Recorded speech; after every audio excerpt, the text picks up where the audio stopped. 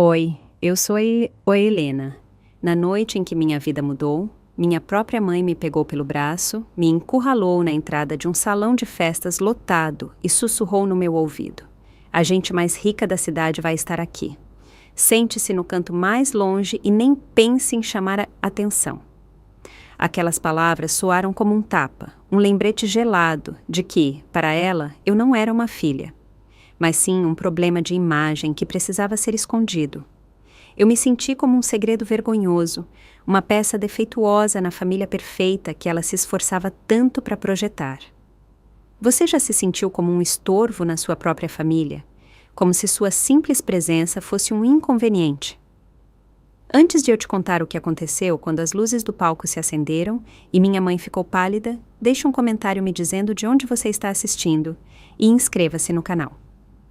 Acredite, você não vai querer perder a cara que ela fez quando o salão inteiro se levantou para me aplaudir. Nossa família nem sempre foi assim. A fortuna chegou há alguns anos e, com ela, uma nova versão da minha mãe, Carmen Silveira. Ela ficou obcecada com o status, com as aparências, com a ideia de se encaixar no círculo social exclusivo do Morumbi, em São Paulo. De repente, nossa nova mansão multimilionária se tornou o palco pessoal dela e minha irmã mais velha, Isabela, a sua atriz principal. Isabela era perfeita. Bem-sucedida nos negócios, ambiciosa e com uma facilidade para as relações públicas que eu jamais tive.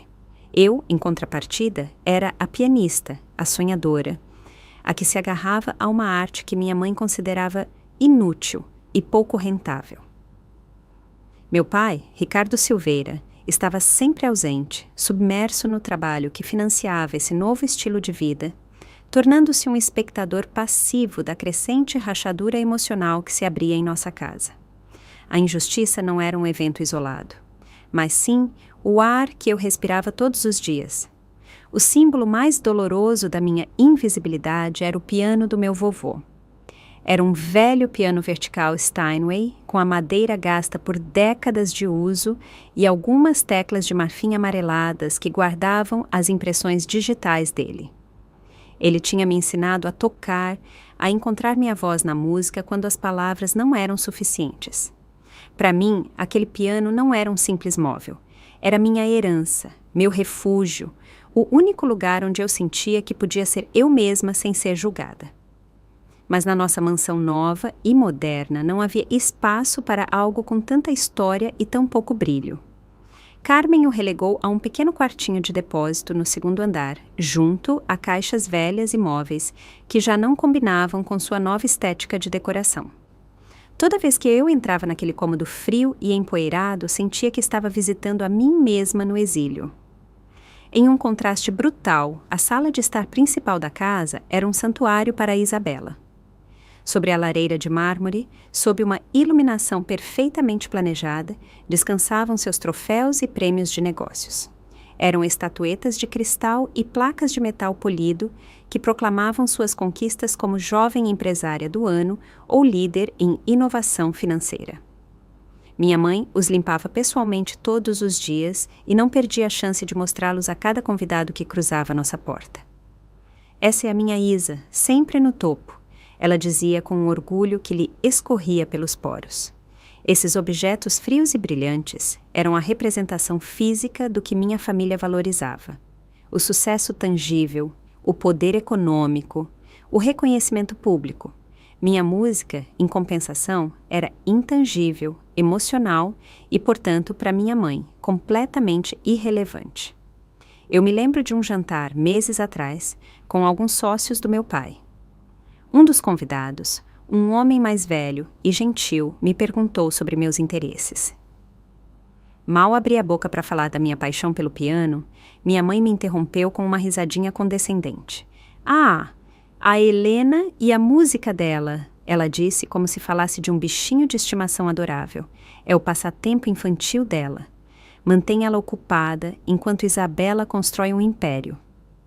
Eu senti a cor sumir do meu rosto. A humilhação foi tão intensa que se formou um nó na minha garganta que me impediu de falar pelo resto da noite. Olhei para Isabela, que me dedicou um pequeno sorriso de suficiência, e depois para meu pai, que simplesmente desviou o olhar para o prato, fugindo do confronto. Naquele silêncio, entendi que estava completamente sozinha. A noite do baile de gala beneficente da empresa do meu pai parecia a culminação de todas aquelas pequenas humilhações. A preparação em casa foi um turbilhão de atividades centrado exclusivamente em Carmen e Isabela. Seus vestidos de grife, trazidos especialmente de uma boutique de luxo nos jardins, estavam pendurados como obras de arte. Maquiadores e cabeleireiros entravam e saíam dos quartos delas, enquanto eu me arrumava em silêncio no meu, com um vestido que eu havia comprado em uma loja de departamentos e que, embora fosse bonito, parecia gritar inadequado ao lado dos delas. A viagem no Mercedes do meu pai até o luxuoso hotel em Itambibi, no coração de São Paulo, foi tensa e silenciosa. Eu olhava as luzes da cidade passarem pela janela, sentindo uma opressão no peito, como se soubesse que a noite só traria mais do mesmo, mais indiferença, mais desprezo sutil. Ao chegarmos ao hotel, o ambiente era avassalador. O salão de festas estava decorado com lustres de cristal que pendiam como cascatas de diamantes, e o ar vibrava com as conversas da elite paulistana. Minha mãe se transformou instantaneamente. O sorriso dela era deslumbrante. Os movimentos, elegantes e calculados. Ela navegava pela multidão com a perícia de um general, apresentando Isabela a torto e a direito. Foi então, logo após cumprimentar um importante empresário do setor de construção, que ela me puxou de lado. O aperto no meu braço foi firme, quase doloroso. Ela me levou para uma área menos movimentada, perto da entrada de serviço, e com os olhos fixos nos meus, atirou aquelas palavras como adagas. Não havia raiva na voz dela, apenas uma frieza pragmática e cruel. Ela estava protegendo seu investimento social, e eu era um risco que precisava ser neutralizado. Fui conduzida obedientemente ao meu posto. Uma mesa pequena para 2 pessoas, no canto mais escuro e afastado do salão, bem ao lado de uma cortina de serviço. Dali, eu tinha uma vista perfeita de todo o teu espetáculo, mas era completamente invisível para os outros. Observei minha família no centro de tudo. Minha mãe ria, encantadora e vibrante. Isabela, ao lado dela, balançava a cabeça com confiança, enquanto um banqueiro falava com admiração. Meu pai já estava imerso em uma conversa de negócios com um copo de uísque na mão.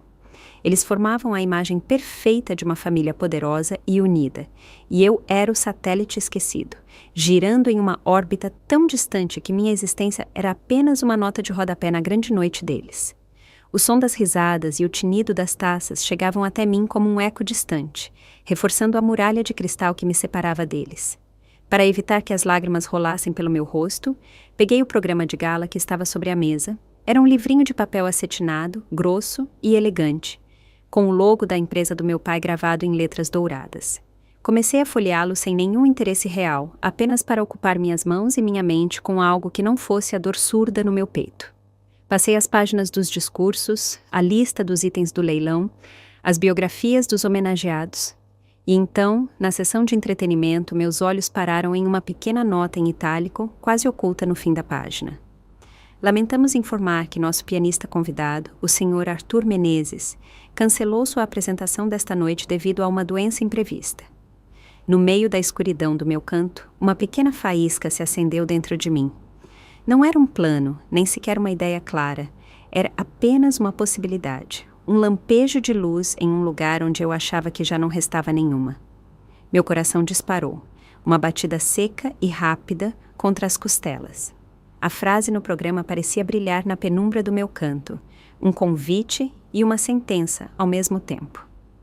Olhei para o palco, onde um imponente piano de cauda Steinway, preto, esperava em silêncio sob uma luz solitária. Era uma besta magnífica, polida e perfeita, tão diferente do velho e querido piano do meu avô. Por um instante, uma onda de pânico me inundou, um frio que percorreu minha espinha. Quem era eu para ousar pensar em algo assim? Voltei a olhar para minha família. Estavam em seu elemento, rindo, socializando, completamente alheios à minha existência e à tempestade que se desencadeava dentro de mim. A ideia, tão brilhante e ousada 1 segundo atrás, começou a encolher sob o peso de anos de me sentir inadequada, convertendo-se em um sussurro quase inaudível de rebelião. Justo nesse momento de dúvida, um garçom se aproximou da minha mesa. Por uma fração de segundo, pensei que vinha anotar meu pedido. Um pequeno gesto de normalidade, mas não. Com uma eficiência impessoal, ele disse: "Senhorita, a senhora poderia mover sua cadeira um pouco para a esquerda? Preciso passar com o carrinho de sobremesas." Ele nem sequer me olhou nos olhos. Eu era um obstáculo, um objeto que precisava ser realocado para não interferir no funcionamento do evento. Obedeci em silêncio, arrastando minha cadeira alguns centímetros no tapete grosso. A humilhação foi minúscula, quase invisível para qualquer um, mas para mim foi como se o universo inteiro estivesse confirmando o que minha mãe havia me dito. Meu lugar era fora do caminho, sem chamar a atenção, sem atrapalhar. Senti-me menor e mais invisível do que nunca, uma peça de mobiliário no canto esquecido de uma festa a qual eu não pertencia. Agarrei-me ao programa como se fosse um salva-vidas, relendo a nota sobre o cancelamento repetidamente. A voz da minha mãe ressoava na minha cabeça, chamando minha música de passatempo infantil, uma distração sem valor. Mas então, como um contraponto, lembrei-me da voz do meu avô. "Sua música não é para eles, Heleninha." Ele me dizia enquanto seus dedos nodosos guiavam os meus sobre as teclas de marfim. "É para você, é a sua verdade. Nunca deixe ninguém silenciá-la." O contraste entre essas duas visões da minha vida era o conflito que me definia. De um lado, a busca por status e aprovação da minha mãe. Do outro, o legado de amor e arte do meu avô. Naquele canto escuro, entendi que a verdadeira aposta daquela noite não era impressionar ninguém.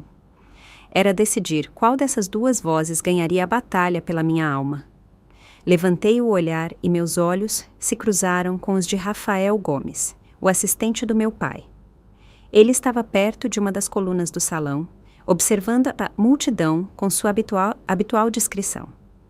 Rafael era uma das poucas pessoas no novo círculo da minha família que sempre me tratou com genuíno interesse.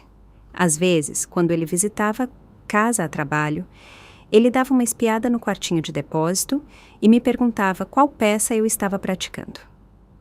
Ele conhecia minha paixão e, diferentemente dos outros, nunca a havia menosprezado. Ao encontrar meu olhar, ele não sorriu, mas me dedicou um leve e quase imperceptível aceno de cabeça. Não foi um gesto de pena, mas de entendimento. Foi como se ele pudesse ver a ideia que lutava para nascer na minha mente e, em vez de julgá-la, lhe desse sua silenciosa bênção. Esse pequeno gesto foi uma âncora em meio ao meu mar de dúvidas. Pouco depois, o mestre de cerimônias subiu ao palco. Com um sorriso profissional, ele bateu suavemente no microfone. "Senhoras e senhores, uma pequena nota sobre nosso programa", ele anunciou. "Infelizmente, nosso talentoso pianista, o Sr. Arthur Menezes, não poderá nos acompanhar esta noite. Mas não se preocupem, a música sempre encontra o seu caminho." Houve um murmúrio de decepção entre os convidados. Minhas mãos começaram a suar. A possibilidade já não era um segredo escondido em um programa. Era um vazio anunciado publicamente, um espaço aberto no coração do evento.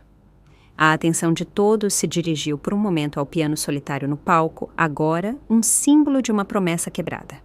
Para mim, no entanto, parecia uma porta que se abrira de par em par. A pergunta já não era se havia uma oportunidade, mas sim se eu teria a coragem de cruzar o limiar. Minha mente voou imediatamente para o quarto empoeirado no segundo andar da nossa mansão no Morumbi. Ali, coberto por um lençol branco, descansava o piano do meu avô. Lembrei-me do toque da madeira gasta, do som levemente desafinado de algumas notas, do cheiro de história e de lembranças que emanava dele. Aquele instrumento era meu refúgio, meu confidente. O piano de cauda que estava no palco, por outro lado, era um instrumento de performance, uma máquina de perfeição projetada para impressionar. Eram dois mundos opostos. Entretanto, a música que meu avô me ensinou não era sobre a perfeição, mas sobre a emoção. Era sobre contar uma história sem palavras. Eu percebi que não importava o instrumento. O que importava era a alma que o tocava. Eu podia levar o espírito daquele velho piano esquecido e fazê-lo ressoar naquele salão cheio de estranhos. Enquanto me perdia em meus pensamentos, vi Isabela passar perto da minha mesa. Ia acompanhada de uma mulher elegante que a ouvia com atenção. Ela não parou, nem sequer virou a cabeça para me olhar, mas ao passar, ouvia dizer com uma risadinha leve: "Ah, sim, aquela é minha irmãzinha, a Helena. É muito introvertida, sabe? Prefere passar despercebida." A mulher lançou um olhar rápido para o meu canto, uma mistura de curiosidade e condescendência antes de seguir caminhando. A palavra introvertida soou como um eufemismo para insignificante.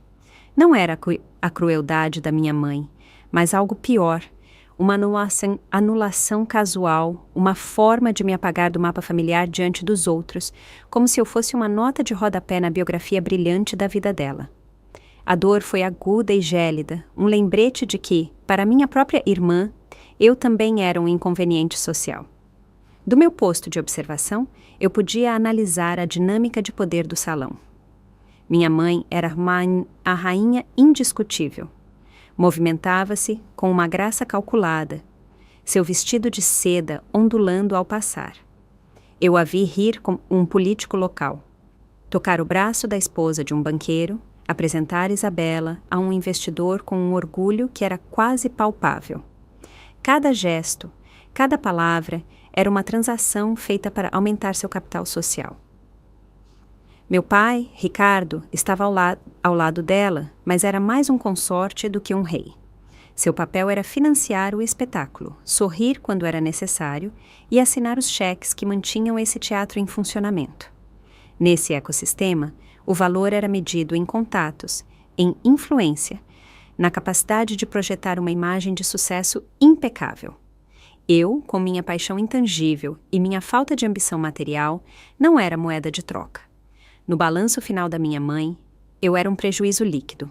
Foi então que Rafael se materializou ao meu lado, tão silenciosamente que quase me assustei. Ele se inclinou, fingindo ajustar algo na mesa, e sussurrou no meu ouvido. Sua voz era quase um murmúrio, abafada pela música ambiente. "O palco está vazio, Helena. O piano está afinado. O mestre de cerimônias está procurando desesperadamente uma solução." Ele fez uma pausa e depois acrescentou as palavras que mudaram tudo. Seu avô me contou uma vez que sua música tinha o poder de parar o tempo. Talvez essas pessoas precisem que o tempo pare por um momento. Ele não estava me dando uma ordem, mas uma permissão. Estava me lembrando de quem eu era, não através dos olhos da minha mãe, mas através dos olhos da pessoa que primeiro me ensinou a amar a música. A injustiça da minha situação se chocou de repente com o legado do meu avô, e eu soube que não podia mais ficar sentada. Respirei fundo, sentindo o ar encher meus pulmões e acalmar o tremor das minhas mãos. Lentamente, me levantei. Meus joelhos pareciam fracos, como se não fossem me sustentar. Alisei meu vestido, um gesto simples que se pareceu com vestir uma armadura. Lancei um último olhar à mesa principal. Minha mãe sorria para alguém. Minha irmã checava o celular e meu pai ouvia um sócio de negócios. Estavam em seu próprio mundo, um planeta ao qual eu não tinha acesso. E pela primeira vez, não senti tristeza por isso, mas uma estranha sensação de libertação. Eles não me viam, mas isso já não importava. Eu estava prestes a me tornar visível nos meus próprios termos. Comecei a caminhar, passo a passo, afastando-me da sombra do meu canto e avançando em direção à luz solitária que banhava o palco. O murmúrio do salão não cessou imediatamente, mas senti que os olhares começavam a me seguir. No início, eram apenas as mesas mais próximas, pessoas que me viam como uma curiosidade, uma jovem solitária, caminhando com uma determinação inexplicável. Mas, à medida que me aproximava do palco, o efeito se espalhou como uma onda na água. As conversas começaram a vacilar, as cabeças se viraram. Eu podia sentir o peso de centenas de olhos sobre mim, uma mistura de confusão, intriga e surpresa. Eu não era mais invisível. Cada passo que eu dava naquele tapete felpudo era um ato de desafio contra anos de silenciamento. Eu não sentia medo, mas sim uma calma estranha, como se estivesse caminhando em direção ao meu destino. Cheguei ao pé dos pequenos degraus que subiam ao palco, o coração batendo com a força de um tambor, pronta para dar o concerto da minha vida. Subi o primeiro degrau e depois o segundo. O mundo pareceu encolher até se tornar o pequeno círculo de luz que me esperava. O murmúrio do salão se transformou em um zumbido surdo nos meus ouvidos, como o som do mar escutado através de um caracol. Eu não sentia mais o peso dos olhares curiosos, apenas a atração magnética do piano. Era como se por anos eu tivesse estado caminhando debaixo d'água e agora, a cada passo para cima, estivesse prestes a romper a superfície para respirar o primeiro ar de verdade. Minhas mãos, que antes tremiam, agora pareciam estranhamente firmes, como se soubessem que estavam prestes a cumprir o propósito para o qual foram criadas. Meus pés se moviam com uma certeza que não vinha da minha mente, mas de um lugar muito mais profundo, um instinto de sobrevivência que me gritava que esse era o único caminho a seguir. Ao chegar à plataforma, o mestre de cerimônias se virou para mim. Seu sorriso profissional congelou em uma máscara de confusão.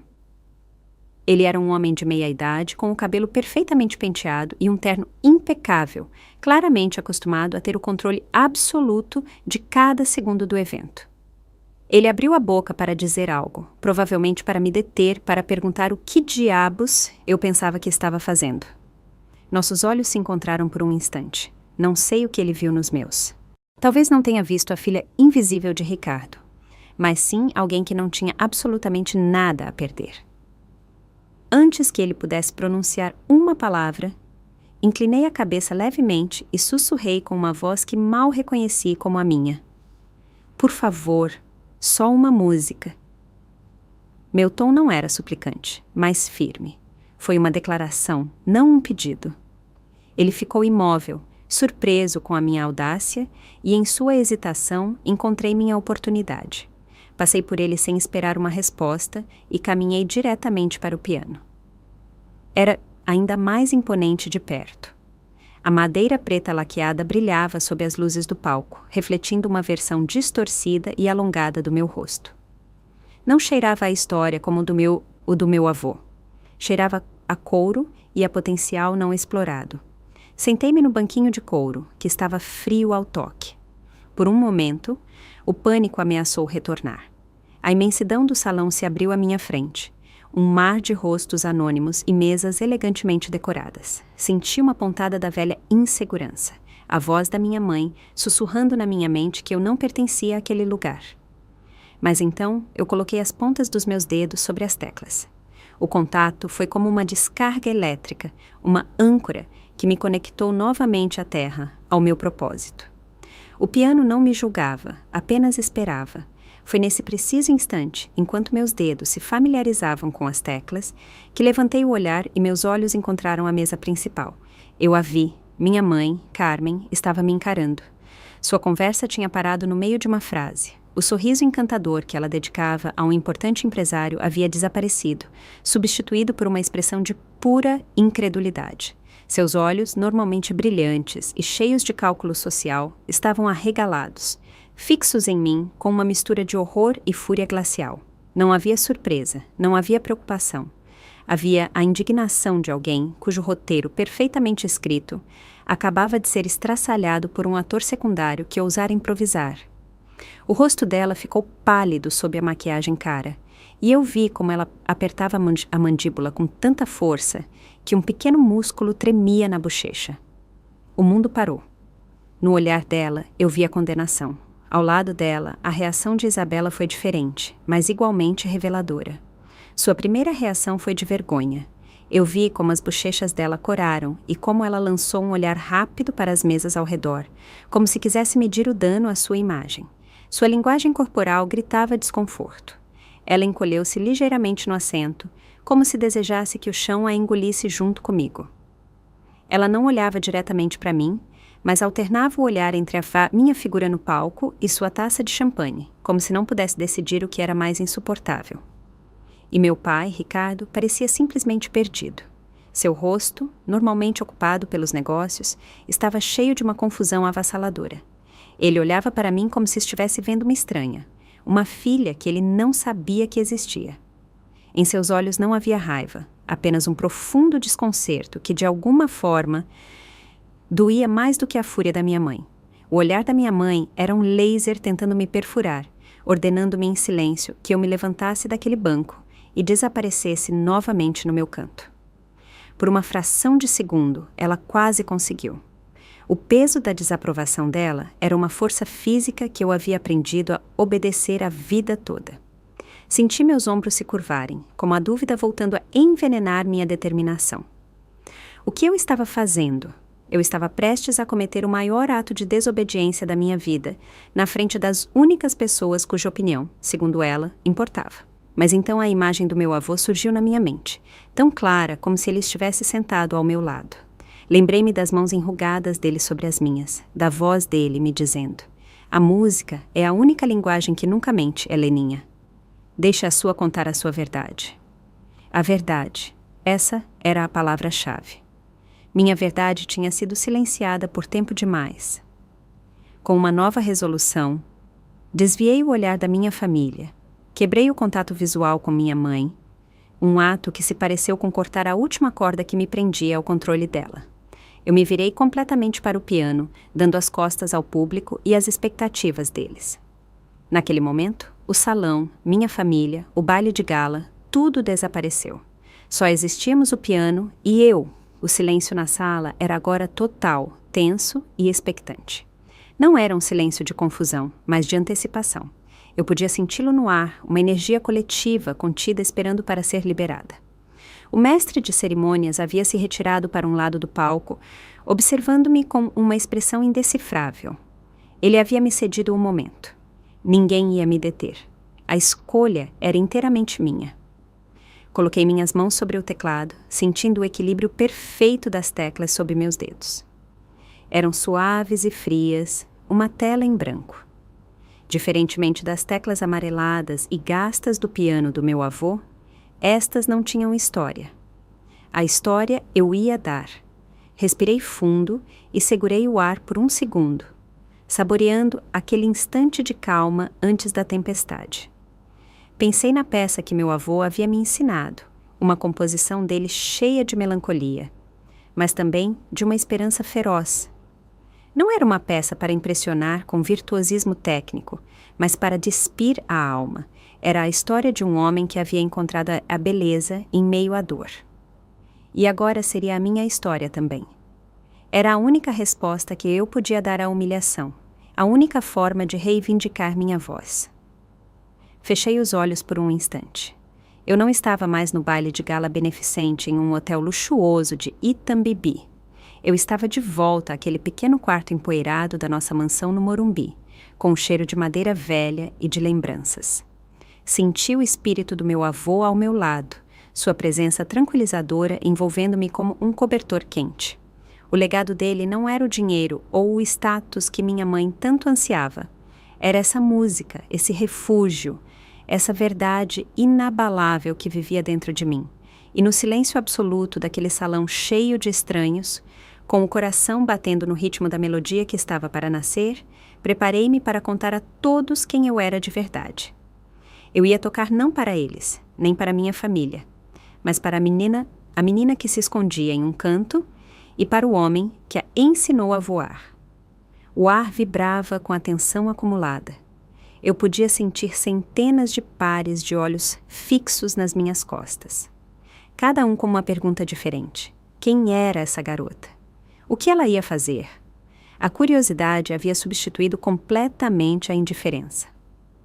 Minha mãe, da sua mesa, certamente estava arquitetando 1000 maneiras de minimizar o desastre, de transformar essa insurreição em uma anedota excêntrica. Mas eu sabia que o que estava prestes a acontecer não podia ser minimizado. Eu estava prestes a mudar a narrativa que ela havia construído com tanto esmero. Meus dedos pairaram sobre as teclas, suspensos no ar por uma fração de segundo que pareceu uma eternidade. E então, no meio daquele silêncio sagrado e tenso, com todo o peso da minha vida não vivida atrás de mim, toquei a primeira nota. Um som claro, puro e melancólico cortou o ar e preencheu tudo. Essa primeira nota, clara e solitária, flutuou no ar denso do salão como uma pergunta. Não foi forte nem agressiva, mas melancólica e pura. Um som que não pertencia àquele mundo de conversas superficiais e risadas calculadas. O murmúrio geral do salão não cessou de repente, mas foi se desvanecendo lentamente, como a maré recuando da praia. Primeiro, as mesas mais próximas ao palco ficaram em silêncio. Depois as do meio, até que uma quietude total e expectante se apoderou de todo o lugar. Senti essa quietude não como uma pressão, mas como um espaço vazio que eu podia finalmente preencher com a minha própria voz. A fúria no rosto da minha mãe congelou, convertendo-se em uma máscara de incredulidade. Ela havia querido me esconder em um canto e eu, em compensação, havia silenciado o mundo inteiro dela com uma única nota. Meus dedos se moveram sobre as teclas com uma familiaridade que transcendia o nervosismo. Não era uma peça para ostentar virtuosismo. Não estava cheia de arpejos impossíveis nem de uma velocidade vertiginosa. Era a composição do meu avô, uma melodia que contava uma história. Começava com uma tristeza suave. As notas evocavam a sensação de caminhar por uma casa vazia, o eco da solidão em cada acorde. Era a história do quarto empoeirado, do piano esquecido sob um lençol branco. Eu estava traduzindo em música todos os anos de me sentir invisível, de ser relegada a um segundo plano. Eu não olhava para ninguém, meus olhos estavam fixos nas minhas mãos, mas eu podia sentir como a energia do salão mudava, como a curiosidade inicial se transformava em uma atenção profunda e genuína. Eu estava despindo minha alma em público e pela primeira vez não sentia vergonha. No início, eu vi rostos confusos entre o público. As pessoas provavelmente esperavam algo leve, música de fundo para acompanhar suas sobremesas e conversas de negócios. Mas a peça do meu avô exigia ser ouvida. Tinha uma gravidade, uma honestidade emocional que rompia com a atmosfera artificial do evento. Vi como os garfos pararam no meio do caminho até a boca, como as taças de vinho ficaram suspensas no ar. Os sorrisos profissionais desapareceram, substituídos por expressões de introspecção e surpresa. A elite de São Paulo, a mesma gente que minha mãe se esforçava tanto para impressionar com sua riqueza e seu status, estava sendo cativada pelo passatempo infantil da filha invisível dela. A ironia era tão densa que eu quase podia senti-la, uma nota agridoce que se misturava à melodia. Levantei o olhar por um segundo e meus olhos se encontraram novamente com a mesa principal. A expressão da minha mãe havia passado do choque para uma fúria fria e controlada. Ela estava sentada incrivelmente ereta, com um sorriso forçado colado nos lábios, como se isso fosse parte do espetáculo que ela havia planejado. Mas os olhos dela contavam uma história diferente. Eram 2 pedaços de gelo que me prometiam um castigo severo. Isabela, ao lado dela, já não parecia envergonhada, mas simplesmente atordoada. A boca dela estava ligeiramente aberta, e o olhar dela ia do palco para os rostos dos convidados importantes, tentando calcular o impacto da minha insubordinação. E meu pai era o único cuja expressão havia começado a mudar. A confusão no rosto dele estava se dissolvendo, dando lugar a algo que eu não via há anos. Uma atenção total e absoluta dirigida a mim. À medida que eu avançava na peça, o medo havia se evaporado por completo. Em seu lugar, eu sentia uma conexão estranha e poderosa com cada pessoa naquela sala. Eles não eram mais um público anônimo, eram testemunhas. O piano de cauda, que a princípio havia me parecido tão intimidador e alheio, agora parecia uma extensão do meu próprio corpo. Cada nota que eu tocava era uma palavra que eu nunca havia ousado dizer. Era um "eu estou aqui", um "eu também importo", um "isto é o que eu sou". A música fluía através de mim com uma facilidade que me surpreendeu. Pela primeira vez na vida, eu não estava pedindo permissão para existir. Eu estava reivindicando meu espaço nota por nota, silêncio por silêncio, e naquele ato de pura autoafirmação, encontrei uma força que eu não sabia que possuía. A melodia evoluiu. A tristeza inicial deu lugar a uma sessão mais turbulenta e apaixonada. As notas contavam a história da humilhação na entrada do salão, do desprezo casual da minha irmã, das inúmeras cenas em que minha voz foi silenciada. Era um lamento que se convertia lentamente em um grito de guerra. Meus dedos voavam sobre o teclado, não com raiva, mas com uma intensidade libertadora. Eu estava colocando toda a minha dor na música, transformando-a em algo belo e poderoso. Eu estava tomando o veneno que haviam me dado por anos e transformando-o em um antídoto. Foi então que eu vi claramente. Meu pai se inclinou para a frente na cadeira, apoiando os cotovelos na mesa, o corpo completamente voltado para o palco. A máscara do empresário impenetrável, sempre preocupado com os negócios e as aparências, rachou. Seus olhos, que sempre pareciam olhar através de mim, agora estavam fixos nas minhas mãos, seguindo cada movimento. E na luz tênue do salão, eu vi algo que me fez quase perder o compasso. O brilho de uma lágrima se formando no canto do olho dele. Não era uma lágrima de tristeza, mas de reconhecimento. Naquele instante, ele soube que havia perdido algo vital, que a filha que ele pensava conhecer era apenas uma sombra da pessoa que estava sentada na frente dele. Ele estava me vendo, realmente me vendo pela primeira vez. Minha mãe notou a mudança no meu pai. Eu vi como o olhar dela se desviou de mim para ele por uma fração de segundo, e uma nova camada de fúria, desta vez misturada com pânico, se somou à sua expressão.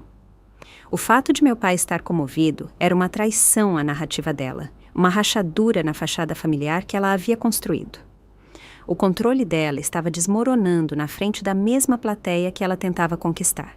Ela tentou dizer algo, inclinar a cabeça para ele para sussurrar, para tirá-lo do transe, mas parou. Ela sabia que era inútil. O feitiço da música era forte demais. A impotência dela era palpável, uma tensão que emanava dela mesmo àquela distância. Ela estava perdendo a batalha. E a pior parte, para ela, era que estava perdendo para mim. Eu levei a peça ao seu clímax. A melodia se elevou, preenchendo cada canto do vasto salão com uma força avassaladora. Era a parte da composição que meu avô chamava de A Esperança.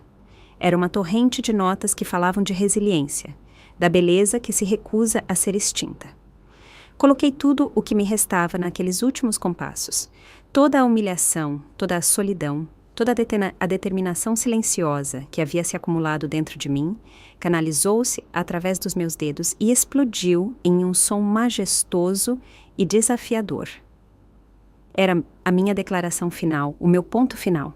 Eu não era mais a menina do canto. Eu era a tempestade, eu era o fogo, eu era a música.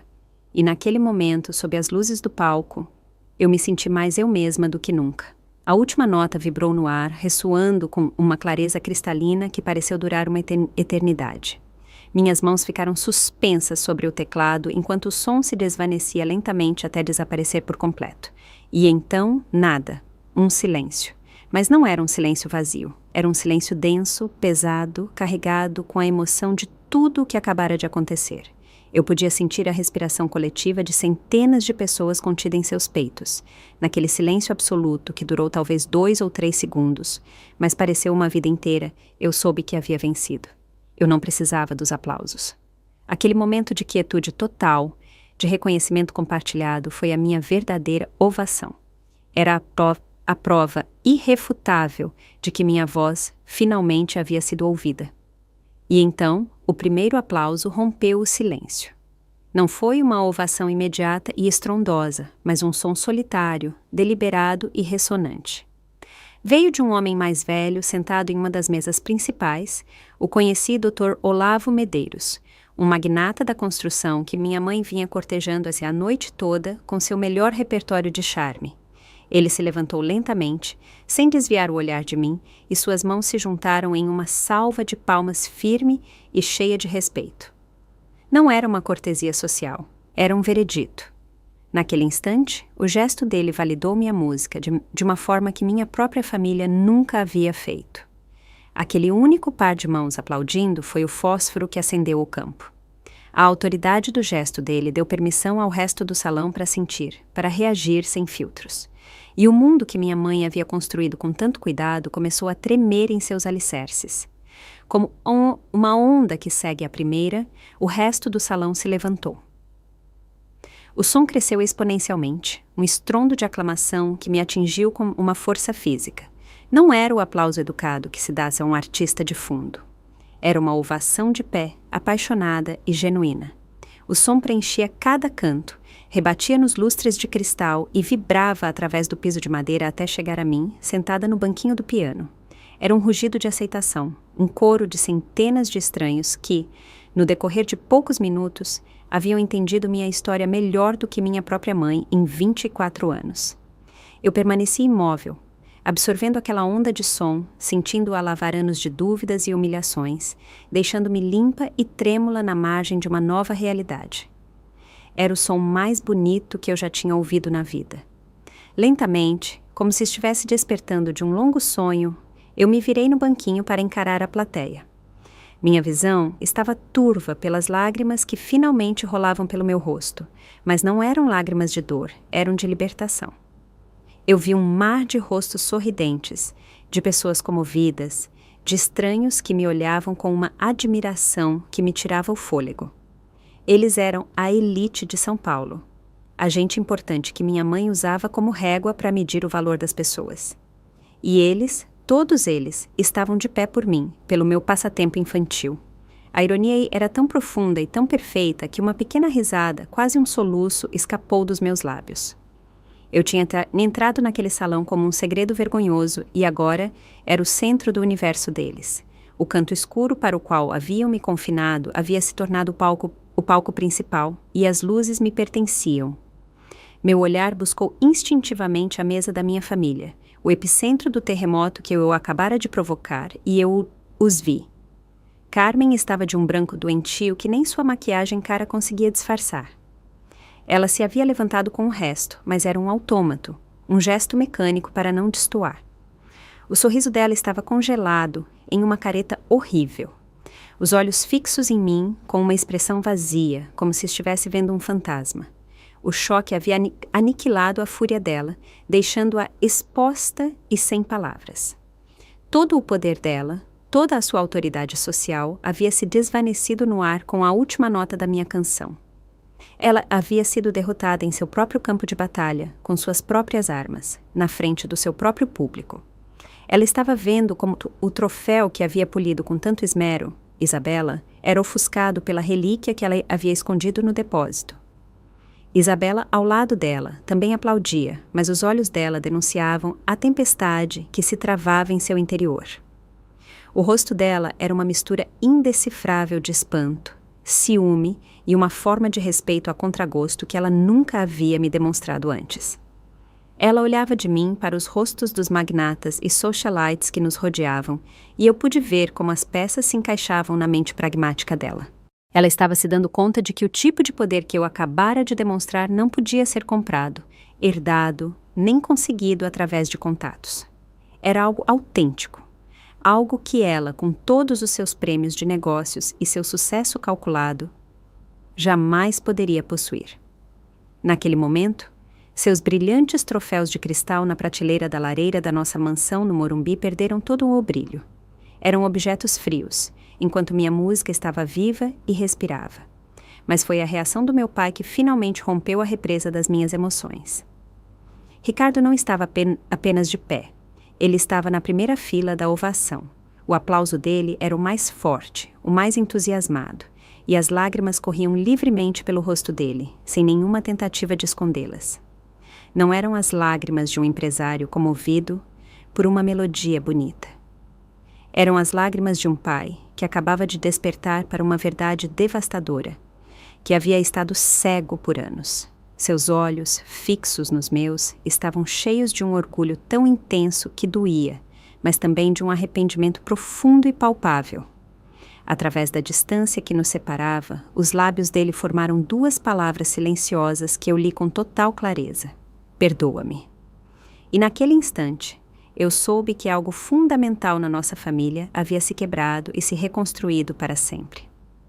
Quando a ovação finalmente começou a diminuir, o mestre de cerimônias, com um sorriso genuíno que substituía sua confusão anterior, aproximou-se para me ajudar a descer do palco. Absolutamente extraordinário, senhorita, ele sussurrou, tratando-me com uma reverência que beirava testar a devoção. Enquanto eu caminhava de volta para onde a minha mesa, o corredor se abria para mim. As pessoas se afastavam, mas não para me ignorar, e sim para me ver passar. Algumas pessoas tocaram meu braço suavemente, murmurando: "Parabéns." "Foi mágico", disse uma mulher com um colar de diamantes. "Obrigado", disse um homem com uma voz rouca pela emoção. Eu não era mais a garota do canto. Eu era a garota do piano. Eu havia chegado ao baile de gala como um satélite invisível e estava saindo como uma estrela recém-nascida, deixando um rastro de espanto por onde passava.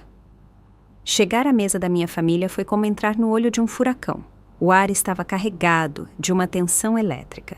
Isabela sentou-se rapidamente e se concentrou na sua taça de vinho como se fosse o objeto mais fascinante do mundo. Carmen permaneceu de pé por mais um momento, seu corpo rígido como uma estátua de mármore, antes de se sentar com uma lentidão deliberada. Nenhuma das duas olhou para mim. O silêncio entre nós três era um abismo, um espaço cheio de todas as palavras cruéis ditas e todos os pedidos de desculpa que nunca chegariam. O contraste era brutal.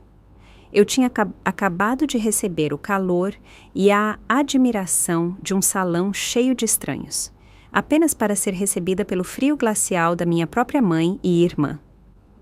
Mas algo dentro de mim havia mudado. O silêncio delas já não me feria, era simplesmente um ruído de fundo. Foi Ricardo quem quebrou o feitiço. Ele se moveu com uma decisão que raramente eu via nele em assuntos familiares. Aproximou-se da mesa, pegou uma das cadeiras vazias, uma que não estava em um canto, mas no centro, e a colocou ao lado dele. Depois, olhou para mim e, com um gesto que era ao mesmo tempo um convite e uma ordem, disse: "Helena, sente-se aqui conosco." A voz dele era firme, clara e não admitia discussão. Eu me sentei e ele empurrou a cadeira suavemente. O ato foi simples, mas o simbolismo foi monumental. Ele estava me tirando das sombras e me colocando no lugar que me cabia. Estava redefinindo publicamente o meu lugar na família sem pedir permissão a ninguém. Era o primeiro ato dele de verdadeira paternidade em muito tempo, e senti como se fosse uma âncora no meio da tempestade. Comigo, sentada ao lado dele, meu pai levantou ligeiramente a taça. Olhou para os sócios de negócios que compartilhavam nossa mesa, que me observavam com uma nova curiosidade e respeito. Depois, com uma voz que ressoou com um orgulho inconfundível, ele disse: "Eu lhes apresento minha filha, Helena." Ele fez uma pausa e seus olhos encontraram os da minha mãe por um instante. Ela é a verdadeira artista da família. Não havia desafio no tom dele, apenas uma simples declaração de fatos, uma verdade que havia sido ignorada por tempo demais. Para minha mãe, aquelas palavras devem ter sido como um tapa. Ele não estava apenas me reconhecendo, ele estava corrigindo publicamente a narrativa que ela havia promovido. Ele estava reequilibrando a balança da família, e o peso agora se inclinava a meu favor. Lancei um último olhar para minha mãe. O rosto dela, antes pálido pelo choque, agora estava vermelho de fúria e impotente. Mas quando nossos olhos se encontraram, eu vi algo além da raiva. Eu vi o fim. O poder que ela tinha sobre mim, o poder de me fazer sentir pequena e insignificante, havia se evaporado. A aprovação dela já não era o prêmio que eu buscava desesperadamente. Eu me dei conta de que meu valor não residia na opinião dela, mas nas minhas próprias mãos, na música que meu avô havia me legado. Aquele legado que ela havia tentado enterrar em um quarto empoeirado acabara de encher de luz o salão mais exclusivo de São Paulo. Quebrei o contato visual com ela e me virei para o meu pai, que sorria para mim com uma tristeza e um amor que abrangiam tudo. Naquele momento, eu não precisava mais de um canto para me esconder. Eu havia encontrado meu lugar, não na mesa, mas dentro de mim mesma. A viagem de volta para casa no Mercedes do meu pai foi a experiência mais silenciosa e barulhenta da minha vida.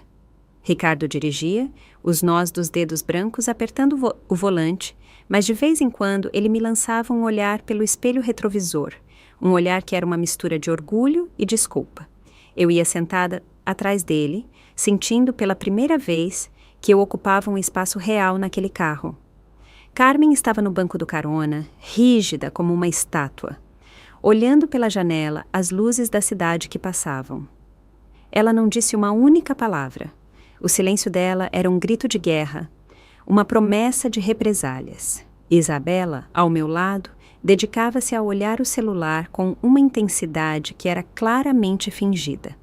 O ar dentro do carro estava denso, carregado com o peso de uma dinastia familiar que havia desmoronado e se reconstruído no lapso de uma única canção. Ninguém se atrevia a falar, mas tudo já havia sido dito. Na manhã seguinte, acordei com um som incomum vindo do andar de baixo.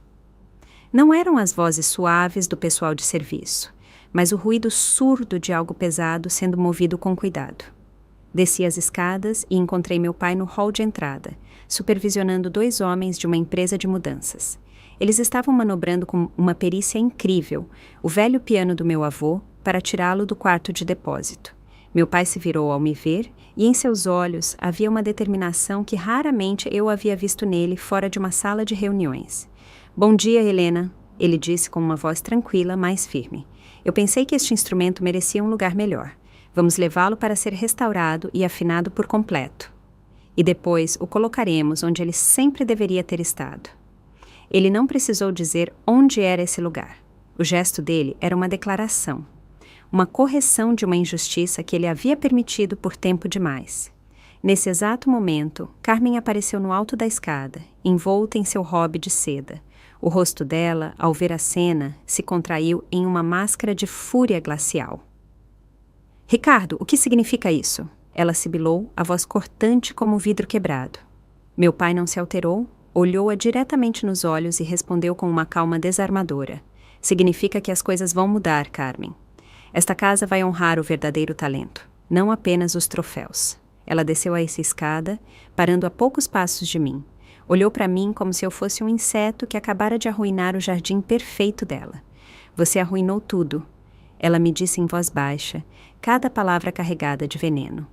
Eu não respondi, simplesmente olhei para ela e, pela primeira vez, a raiva dela não me atingiu.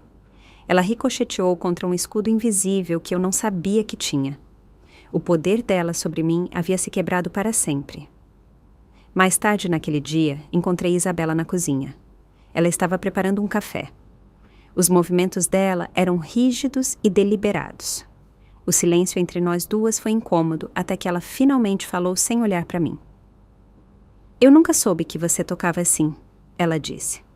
A voz dela era quase um murmúrio. Não havia calor nas palavras, mas também não havia desprezo. Era uma simples declaração de fatos, uma admissão a contragosto de uma verdade que ela não podia mais ignorar. "Acho que há muitas coisas que você não sabe sobre mim", eu respondi em voz baixa. Ela assentiu lentamente, pegou a xícara de café e saiu sem dizer mais nada. Não foi uma reconciliação, e nunca seria, mas foi um reconhecimento. No mundo dela de conquistas quantificáveis, minha música havia se tornado um ativo que ela não podia mais se dar ao luxo de subestimar. Nossa relação se assentou em um novo território, um distanciamento respeitoso, uma trégua fria entre 2 mundos que nunca se entenderiam completamente. 2 semanas depois, meu pai e eu encontramos um pequeno apartamento para mim na Vila Madalena. Ele insistiu em me ajudar com o depósito e os primeiros meses de aluguel, não como um ato de controle, mas como uma oferta de paz, uma forma tangível de corrigir anos de negligência. "Você precisa do seu próprio espaço, Helena", ele me disse enquanto assinávamos os papéis. "Um lugar onde sua música possa vir em primeiro lugar." Carmen se opôs, é claro. Ela viu isso como uma afronta final, como se eu estivesse abandonando a família. Mas a verdade é que eu estava abandonando a versão dela de família para poder construir a minha. No dia da mudança, ela nem sequer saiu do quarto para se despedir, e pela primeira vez a ausência dela não me doeu. Foi simplesmente uma confirmação de que eu estava tomando a decisão certa. Meu novo apartamento não era uma mansão multimilionária, mas para mim era um palácio. Tinha grandes janelas que deixavam entrar a luz do sol e cheirava a tinta fresca e a novos começos. No dia em que o piano do meu avô chegou, completamente restaurado, eu chorei. Os homens da mudança o colocaram no centro da sala de estar, sob a janela principal. A madeira escura dele agora brilhava com um lustre quente, e quando toquei as teclas de marfim, o som era rico e perfeito. Não era mais uma relíquia escondida em um quarto empoeirado.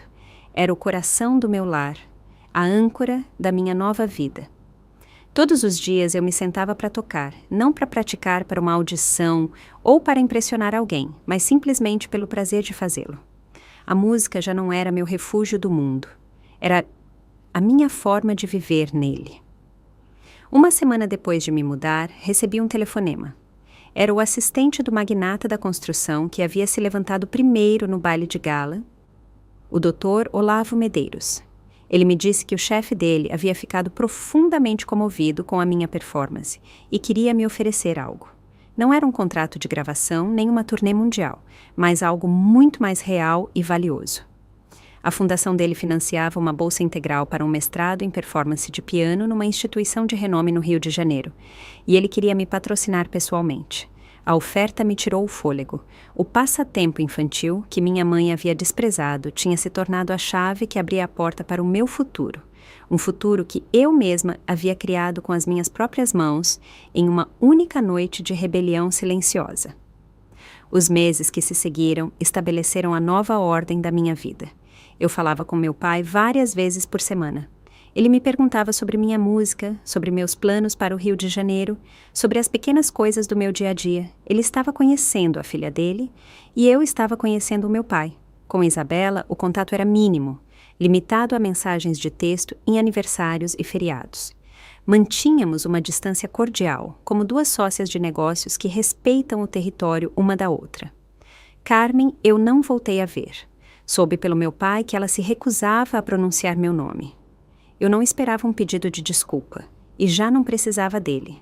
O silêncio dela já não era um castigo. Era simplesmente a prova de que ela havia escolhido o mundo de aparências dela acima da própria filha. E eu, finalmente, havia escolhido minha própria verdade acima da aprovação dela. Agora, enquanto estou sentada em frente ao piano do meu avô, com a luz do entardecer de São Paulo entrando pela janela do meu próprio apartamento, muitas vezes penso naquela noite, não com raiva nem com tristeza, mas com uma estranha sensação de gratidão. Aquela humilhação foi o fogo que me forjou. Me obrigou a sair do canto escuro para o qual haviam me banido e a encontrar minha própria luz no centro do palco. Meus dedos deslizam sobre as teclas e a música preenche o espaço. Uma melodia que já não é de dor, mas de paz. É a história de uma garota que aprendeu que seu valor não era medido pelos troféus em uma prateleira ou pela aprovação dos outros, mas pela verdade que ressoava em seu próprio coração. E essa verdade, finalmente, era suficiente. A maior lição que eu aprendi naquela noite não foi sobre música nem sobre o poder de uma ovação. Foi sobre os cantos nos quais permitimos que nos coloquem e, o que é pior, nos quais aprendemos a ficar por vontade própria. Minha mãe me designou um canto físico naquele salão, mas eu havia estado vivendo em um canto emocional por anos, convencida de que meu valor era tão pequeno que eu deveria me manter fora de vista, sem fazer barulho, sem incomodar. O verdadeiro inimigo não era a ordem dela, mas sim a parte de mim que estava disposta a obedecê-la. Eu descobri que a gaiola mais difícil de abrir não é a que os outros constroem para você, mas a que você aceita como seu lar. Sair daquele canto não foi apenas caminhar para um palco. Foi caminhar para mim mesma, reivindicando o espaço que sempre me pertenceu. O que aconteceu depois me ensinou que a família nem sempre é o lugar onde você nasce, mas sim o lugar onde você finalmente se permite florescer. Meu pai, ao abrir os olhos, começou a construir uma ponte até mim, uma que havia estado em ruínas por anos. O apoio dele se tornou a prova de que o amor verdadeiro não exige que você seja um troféu, mas sim celebra a música única que você carrega dentro de si. Minha mãe e minha irmã, por outro lado, ficaram do outro lado do abismo que minha atuação havia criado. A incapacidade delas de celebrar meu triunfo me demonstrou que algumas pessoas só gostam de você enquanto você se mantém pequeno, porque a sua luz ameaça expor as sombras delas. Eu aprendi a dolorosa, mas libertadora lição de que, às vezes, para encontrar a sua verdadeira família, você tem que estar disposto a decepcionar a que lhe foi dada. Todos nós temos um piano escondido em um quarto empoeirado. Talvez, para você, não seja um instrumento musical. Talvez seja um livro que você sonha em escrever, um negócio que você teme começar, Uma verdade que você não se atreve a dizer em voz alta, ou simplesmente uma forma de ser que você suprimiu para se encaixar. É aquela paixão que os outros chamam de passatempo, distração ou perda de tempo. É a parte mais autêntica de você, aquela que o mundo, e às vezes a sua própria família, diz para você esconder porque não é prática, não é rentável, não se encaixa na foto perfeita. Na noite do baile de gala, eu não toquei apenas o piano do meu avô. Eu dei voz a todos esses talentos silenciados, a todos esses sonhos relegados a um canto. E minha mensagem para você é esta: encontre o seu piano, tire o pó dele e não peça permissão para tocar a sua canção. A mudança nem sempre chega como uma tempestade planejada. Às vezes, chega no silêncio de uma decisão, em um único ato de coragem que ninguém vê vindo. Eu não tinha um plano mestre para me vingar ou para dar uma lição. Eu só tinha uma dor tão profunda que a única saída era transformá-la em algo mais. A oportunidade apareceu em uma pequena nota em um programa, um vazio que o destino deixou aberto para mim. O que eu aprendi é que a vida está cheia desses vazios, desses palcos inesperados. A pergunta não é se eles chegarão, mas sim se teremos a coragem de subir neles quando chegarem. Você não precisa mudar toda a sua vida da noite para o dia. Você só precisa de um momento, um único momento em que escolha a sua voz acima do seu medo. Esse momento pode redefinir tudo. O verdadeiro triunfo não foi a ovação de pé de um salão cheio de estranhos. Foi o silêncio que veio depois, dentro de mim. Foi a calma de saber que não importava se me aplaudissem ou me vaiassem, eu havia sido fiel a mim mesma. A validação externa é como o açúcar, doce, viciante, mas no final te deixa vazio. A autovalidação, em contraste, é o pão que nutre a sua alma. Eu não preciso mais que minha mãe me veja, que minha irmã me entenda ou que o mundo me aprove. Eu encontrei a minha aprovação no eco da última nota, na certeza de que meu avô teria se orgulhado e no olhar do meu pai, que finalmente me viu não como uma decepção, mas como uma revelação. Meu valor nunca esteve em debate. A única coisa que estava em dúvida era se eu mesma seria capaz de reconhecê-lo. Talvez você também tenha sentido que a fizeram sentar no canto mais afastado. Talvez na sua família, no seu trabalho, ou no seu próprio coração tenham dito a você com palavras ou com silêncio para não tentar chamar a atenção que a sua luz é muito brilhante ou que a sua música não se encaixa na orquestra. Se for assim, eu quero que você ouça isto. O seu canto não é o seu destino. É apenas um ponto de partida. A humilhação que você sente hoje pode ser o combustível para o incêndio que iluminará o seu caminho amanhã. Meu valor nunca dependeu da aprovação da minha mãe e o seu tampouco depende da aprovação de mais ninguém. A sua valia é inerente, é inegociável e está esperando que você mesma a reivindique. Se a minha história tocou você de alguma forma, se ressoou com alguma batalha que você está travando, eu quero que você saiba que você não está sozinho. Há uma comunidade inteira de pessoas aqui que entendem o que é lutar para ser visto e ouvido. Eu quero ler a sua história nos comentários. Conte-me qual é esse piano que você anseia tocar. E se você quiser continuar ouvindo histórias que nos lembrem que a nossa voz importa, inscreva-se neste canal e ative as notificações. Juntos, podemos demonstrar ao mundo que os cantos mais escuros são muitas vezes o lugar onde nascem as estrelas mais brilhantes. Não deixe que ninguém, nunca mais, silencie a sua música.